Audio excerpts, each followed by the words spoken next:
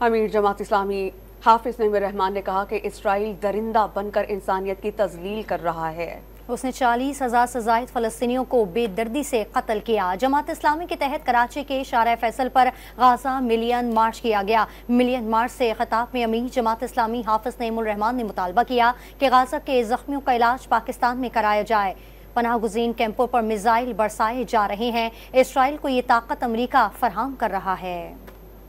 40,000 سے زائد فلسطینیوں کو جس طرح بے دردی سے قتل کیا گیا ہے، اسرائیل ایک درندہ بن کر انسانیت کی تذلیل کر رہا ہے، اور پناہ گزین کیمپوں پہ بھی جس طرح وہ میزائل برسا رہا ہے اور جس طرح وہاں پر آگ لگا رہا ہے، انسانوں کو جھلسا رہا ہے، شاید تاریخ میں اس طرح کی مثالیں بہت کم ہوں گی، اور اسرائیل کو یہ طاقت امریکہ فراہم کر رہا ہے۔ ایسے موقع پر کہ جب پوری دنیا میں یہ شور ہے کہ جنگ بندی ہونی چاہیے، تو اس وقت بھی امریکہ بلینز آف ڈالر کی فوجی امداد اسرائیل کو فراہم کر رہا ہے۔